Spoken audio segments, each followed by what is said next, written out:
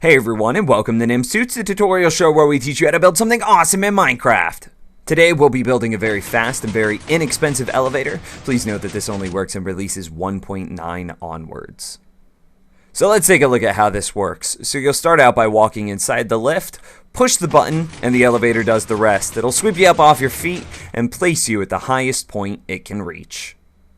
Before we get started, let's take a look at the materials you'll need. In the top row, these are the static materials that every elevator will use. And in the bottom row, these are the materials that you will use for every 2 layers. So if you're going to have a total of 10 layers, you'll need 5 sets of these materials.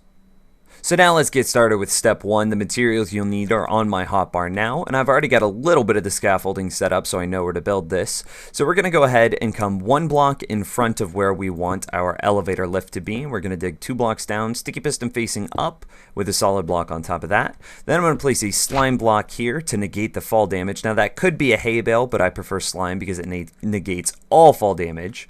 Then a sticky piston facing forward with a regular piston facing up. This green wool is going to be our input. I'll come back to that in a second.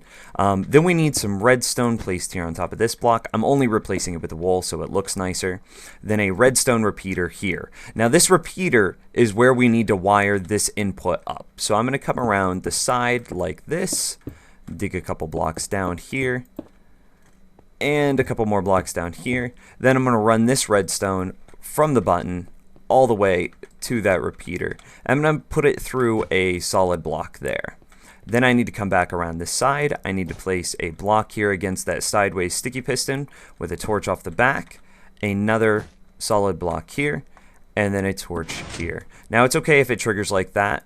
We can go ahead and push the button to fix it, but don't push the button anymore because it could break the the elevator while it's being built. And there you go. That's step 1. Step 2 is an infinitely repeating pattern which you'll repeat up until your desired height. It'll start out with a sticky piston facing forward, then a regular piston facing upwards. Then we'll need 10 of your solid aesthetic block of choice. Then we'll take 2 pieces of glass here and here. Then we'll spin around to the side and we'll place down, well, we'll start with 2 pieces of redstone, then we'll go a torch, redstone conductive solid blocks, then a torch, then the second torch, and a piece of redstone. And I'll go ahead and repeat that one more time quickly on camera for you. And remember, don't push the button until we're completely done with the design. So sticky piston facing forward, regular piston facing up, 10 aesthetic blocks of your choice, 2 pieces of glass, doesn't matter the color, spin around to the side, 2 blocks like that, torch here, block like that, second torch, redstone dust. And again, just repeat that up until your desired height. Awesome, so I went ahead and added a few more layers here, and you can see that the desired height would be the height of your last piston when it's extended. So whenever this piston extends, it would be at this height.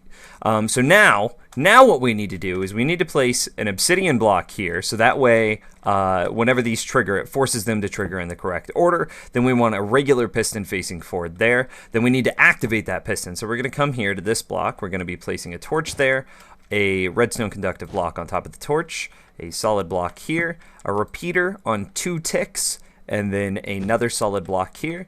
And then I like to take a couple of aesthetic blocks just like that and place them right there. Now you can trigger the elevator. Now that we know that it's not going to trigger in an incorrect sequence, you see that it works. We can jump inside, push the button.